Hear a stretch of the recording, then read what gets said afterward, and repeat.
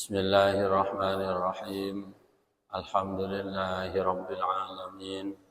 Wassalatu wassalamu ala asyrafil anbiya'i wal mursalin. Sayyidina wa habibina wa syafi'ina wa qurrati a'yunina wa maulana Muhammadin wa ala alihi wa sahbihi ajma'in. Amma ba'du. Hadratul mukarramin, para alim, para ulama, para jemaah salat subuh yang sangat saya hormati. Alhamdulillah, bersyukurillah. Mari kita memuji kepada Allah Subhanahu wa taala, bersyukur atas segala apa yang telah Allah berikan kepada kita. Mudah-mudahan juga kita oleh Allah terus dituntun menuju ridhonya Allah Subhanahu wa taala. Amin, Allahumma amin. Para jemaah sekalian yang saya hormati, kami di sini mendapatkan tugas untuk menyampaikan materi rumahku adalah surgaku. Ini memang apa yang dimaksud dengan rumahku adalah surgaku. Baiti jannati. Kadang-kadang kita itu di dalam mengartikan rumahku adalah surgaku ini seakan-akan rumah kita itu harus seperti surga. Semuanya ada. Ada jannatun tajri min tahtihal anhar, sehingga rumahnya seperti istana. Apakah seperti itu yang dimaksud dengan rumahku adalah surgaku? Para jemaah sekalian yang saya hormati, maka di dalam mengartikan ini adalah tergantung dari siapa yang mengartikannya. Kalau orang itu obsesinya dunia, maka ya rumah ini harus penuh dengan dunia. Dengan segala apapun harus ada di dalam rumah ini. Padahal itu tidak mungkin. Selama orang ini hidup di dunia, maka tidak mungkin orang itu sukses secara duniawi semuanya, tidak mungkin. Ya, karena memang Allah itu menciptakan kehidupan dunia ini yang beda-beda. Seperti yang saya biasa katakan, bahwa kehidupan dunia ini diciptakan seperti ini adalah untuk keberlangsungan kehidupan dunia. Ada orang miskin, ada orang kaya, itu sudah pasti di dunia. Tidak mungkin orang itu kaya semua, tidak mungkin. Hidup ini kalau kaya semua, maka tidak berjalan hidup. Kehidupan dunia ini tidak berjalan. Jadi ada orang yang bertani, ada yang berdagang. Ini adalah untuk keberlangsungan kehidupan dunia ini. Maka Allah menitipkan kepada manusia ini keadaan dunia ini tetap berjalan langsung. Terus berjalan kehidupan ini sampai nanti pada waktu yang telah ditentukan, yaitu hari kiamat. Ada yang jadi supir, ada yang jadi tukang becak. Coba kaya semua itu tidak mungkin jadi tukang becak, ya tidak mungkin. Tidak mungkin jadi koli di pasar, itu tidak mungkin. Dan kalau sudah seperti ini, maka tidak berjalan kehidupan dunia ini. Orang tidak mau bertani, kenapa? Sudah banyak uangnya. Orang tidak mau bekerja, kenapa? Sudah banyak uangnya. Tidak mungkin hidup ini harus sukses di dunia ini secara duniawi. Tidak mungkin. Ya. Oleh karena itu, maka kita berada dalam posisi mana hidup di dunia ini, disitulah yang nanti akan menjadi surga bagi kita. Yang miskin ini bersyukur dengan kemiskinannya. Ya. Oh, saya kok harus bersyukur? Iya, karena memang bersyukur itu katanya para ulama, alhamdulillahi ala kulli halin. Jadi ulama itu mengatakan bahwa syukur kita itu bukan di saat kita dapat nafsu kita itu terpenuhi keinginan-keinginan kita. Bukan, tapi ulama mengatakan alhamdulillahi ala kulli halin. Dalam keadaan apapun kita ini bersyukur kepada Allah Subhanahu wa taala.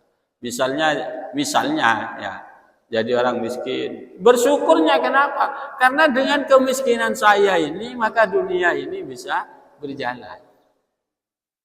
Ya, orang kaya membutuhkan orang miskin butuh orang kaya. Kan sudah pasti seperti itu. Nah, oleh karena itu, maka di dalam rumah tangga kita itu yang harus menjadi dasar utama untuk kita bahagia adalah semuanya karena Allah Subhanahu wa taala. Kita ini bersuami istri karena apa? Karena Allah. Kita bekerja karena apa? Karena Allah. Tidak ada embel-embel karena dunia, itu tidak ada. Kalau sudah diembel-embeli karena dunia, maka kehidupan ini, rumah tangga kita itu tidak akan menjadi surga yang sebenarnya. Ya, tidak akan menjadi baiti jannati. Akan diisi oleh ketamakan, akan diisi oleh kesedihan, akan diisi oleh kerakusan dan lain sebagainya. Coba orang sekarang ini, selaki alaku, sebini alaku. Sudah masing-masing. Kenapa kalian bekerja? Saya bekerja, suami bekerja demi anak. Istrinya bekerja demi anak. Demi anak yang bagaimana? Demi anak yang bagaimana yang kita tuju? Apakah anaknya biar sukses? Tidak ada jaminan semuanya itu. Orang kaya sekarang ini takut anaknya terlibat dalam narkoba. Banyak para pejabat-pejabat tinggi, orang-orang yang tenar anaknya terlibat dalam narkoba. Iya kan? Itu sudah pasti seperti itu. Karena apa? Karena tidak didasari bagaimana di dalam rumah tangga itu semuanya karena Allah Subhanahu wa taala. Maka Rasulullah sallallahu alaihi wasallam itu berkata, khairukum li ahli wa ana khairukum li ahli, itu kata Rasulullah. Orang yang terbaik itu adalah orang yang terbaik kepada keluarganya, yang baik kepada keluarganya. Wa ana khairukum li ahli, saya ini adalah orang yang paling baik kepada keluarga. Tidak ada yang lebih baik dari Rasulullah SAW kepada istri dan anak-anaknya. Tidak ada. Jangan mengira kita memenuhi semua keinginan istri ini. Saya sangat baik sekali, bekerja demi istri, bekerja demi anak. Saya berbuat segala sesuatu ini demi anak. Saya adalah orang yang baik, bisa memenuhi semua. Tidak ada. Nabi sudah menjamin, wa ana khairukum li ahli. Saya adalah paling baik terhadap keluarga saya, pada istri saya, kepada anak saya. Kemudian kita lihat, apakah Rasulullah SAW memenuhi semua keinginan istrinya? Apakah kalau istrinya ingin ini semuanya diberikan oleh Rasulullah? Tidak ada. Rasulullah tidak seperti itu. Bahkan kadang-kadang istri Rasulullah juga tidak ada yang akan dimasak. Rasulullah SAW datang ke rumah, tanya kepada Siti Aisyah, wahai Aisyah, apakah ada makanan saat ini? Tidak ada makanan ya Rasulullah, katanya Siti Aisyah. Maka Rasulullah menjawab, ya kalau gitu saya puasa. Nah ini adalah contoh ya. Contoh semuanya berdasarkan karena Allah Subhanahu wa taala. Bagaimana menciptakan keluarga ini menjadi awal dari surga yang akan kita tempati nanti. Bagaimana semuanya berjalan karena Allah Subhanahu wa taala. Orang kalau begitu tidak usah kerja. Tidak. Dasar awalnya orang bekerja ini harus karena Allah Subhanahu wa Ta'ala. Kenapa kamu bekerja? Biar saya makan yang halal. Itu namanya kan karena Allah Subhanahu wa Ta'ala. Biar istri saya makan yang halal. Biar anak saya makan halal. Ini cara berbuat sesuatu di dunia ya. Yang walaupun urusannya urusan duniawi, tetapi karena niatnya makan yang halal untuk saya, anak saya, istri saya, ini menjadi pahala, menjadi surga nanti. Karena apa? Karena jadi pahala. Kenapa kamu berbuat ini? Semuanya hanya karena Allah Subhanahu wa Ta'ala. Paling tidak dirinya akan selalu menjaga dari hal-hal yang diharamkan oleh Allah Subhanahu. Mungkin ini ketujuannya. Maka kalau tujuannya duniawi, bang neka tak difikir, neka halal na penting. Ada pikiran, pokok mon pese juga pi halal, tak ada seharam sekali ni kita ada. Oleh nipu, gila. Pokok mencepon orang orang copok mun setia mau pesen setan kalah gocah. Kenapa? Karena memang tidak mendasari hidup ini hanya karena Allah Subhanahu wa Ta'ala. Kanjeng Nabi ada bu lagi bersabda Rasulullah sallallahu alaihi wasallam, tazawwaju fa innahu ahsan lil farj. Kawinlah engkau karena kawin ini, beristri ini ahsanul lil farji, bisa menjaga pada farji, wa aghaddu lil basar, bisa lebih memejamkan mata. Ini orang kawin kata Rasulullah sallallahu alaihi wasallam. Berangkatnya kenapa kamu kawin? Ahsan lil farji, biar farji saya ini tidak diletakkan di sesuatu yang haram. Biar lebih menjaga diri dari perbuatan-perbuatan zina. Ini berangkatnya. Kita semua berangkat itu, berangkatnya dari nafsu semua. Wa awaddulil basar. Kamu beristri itu biar matamu itu tidak lihat kemana-mana. Coko pagi ajeling aki rajina. Makin tambah abine, tambah tujan mata nih keman gak kaman kan dek.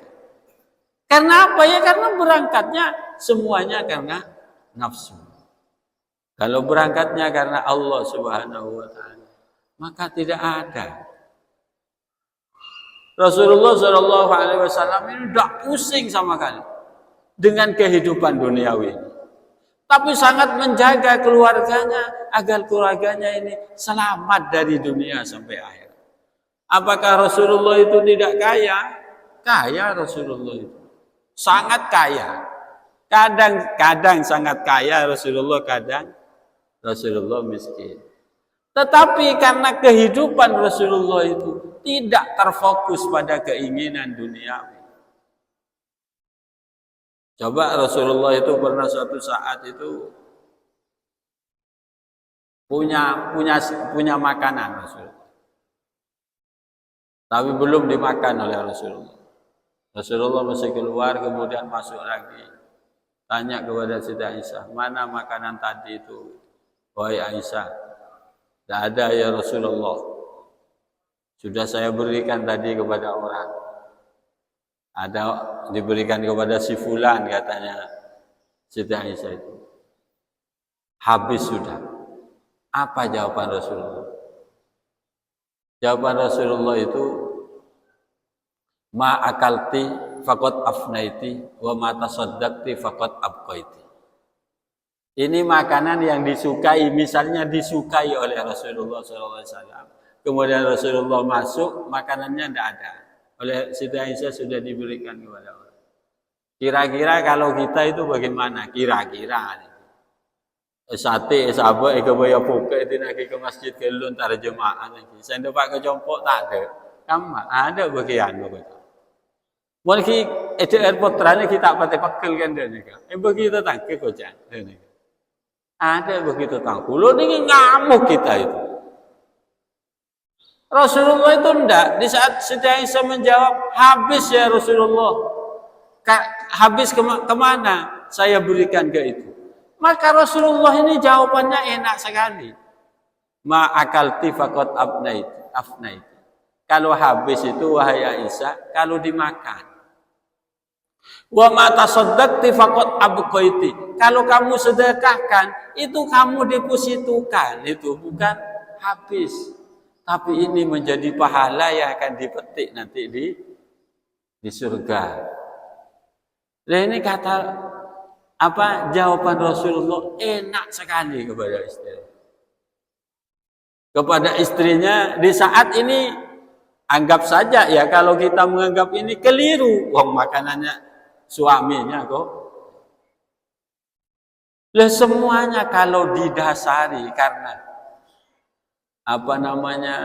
karena nafsu, karena keinginan, maka kita itu tak bisa menciptakan surga di rumah tangga kita.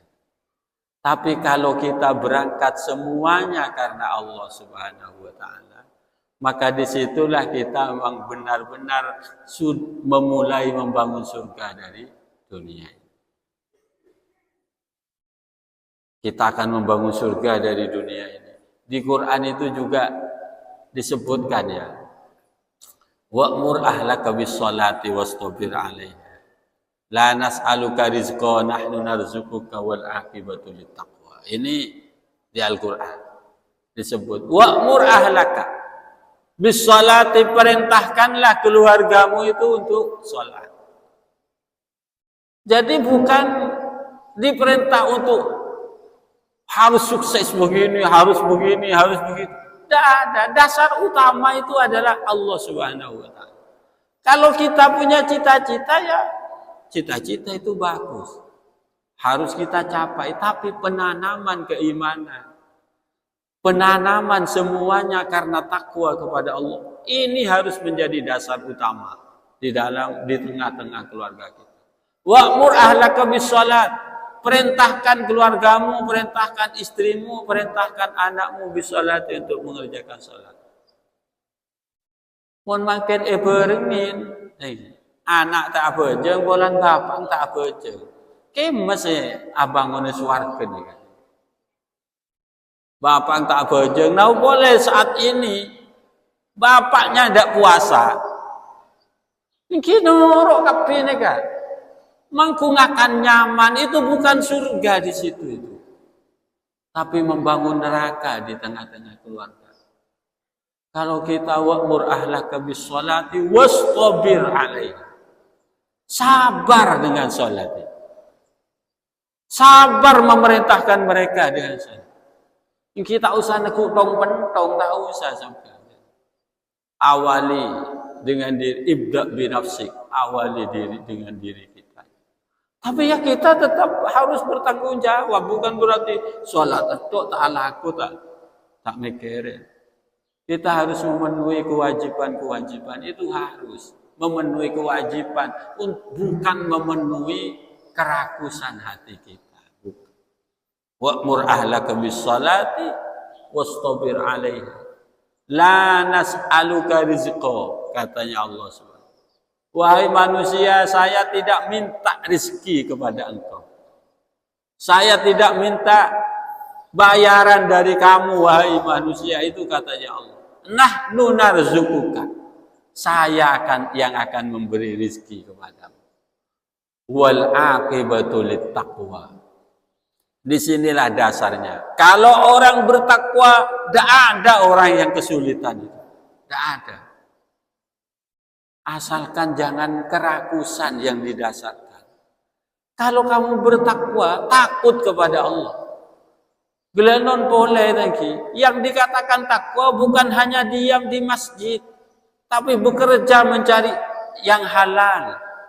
Tujuannya makan halal. Lah ini kesekucak takwa. Jadi takwa itu ada di dalam hati. Maka semuanya akan dimudahkan oleh Allah. Wal aqibatu littaqwa. Sangat dimudahkan oleh Allah.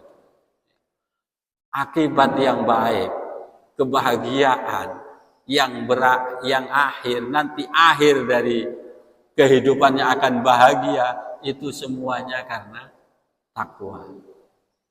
Nah, inilah yang nanti harus kita dasarkan di tengah-tengah keluarga kita.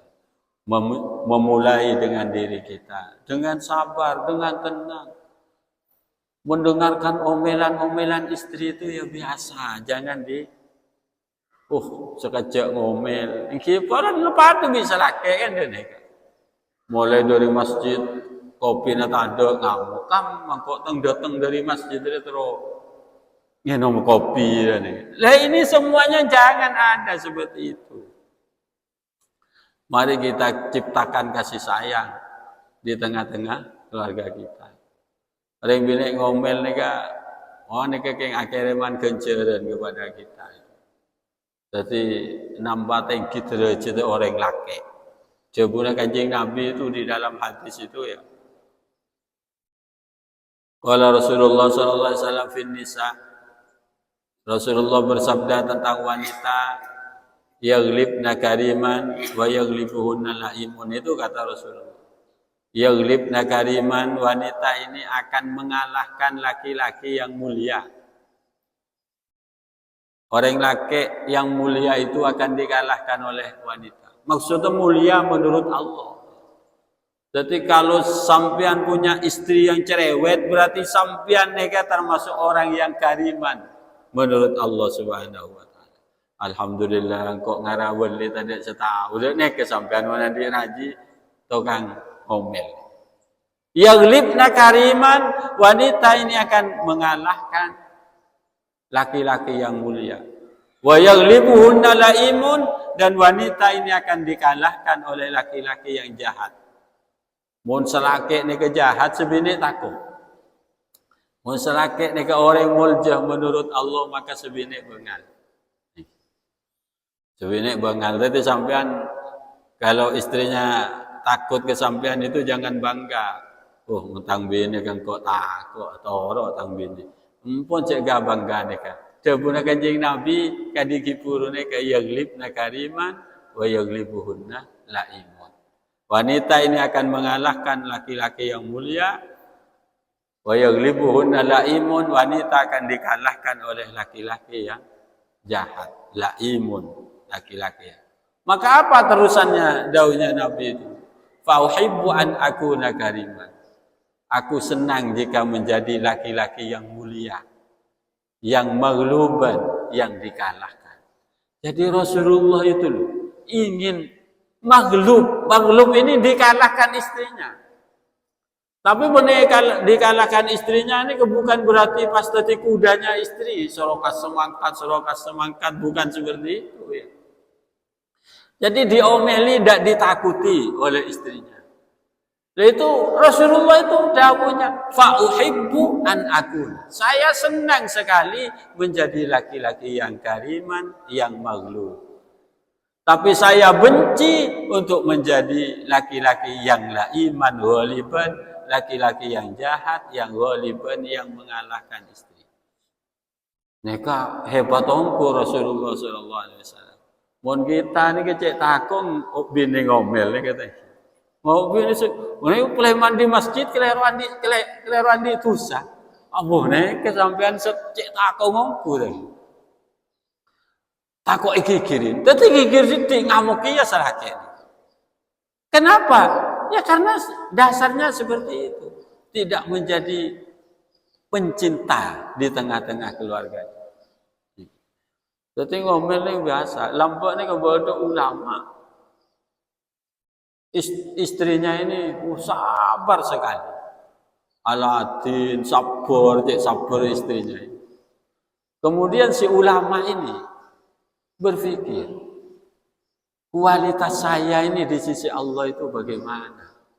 Karena saya belum pernah mendapatkan cobaan kesabaran ya, dari perilaku istri saya.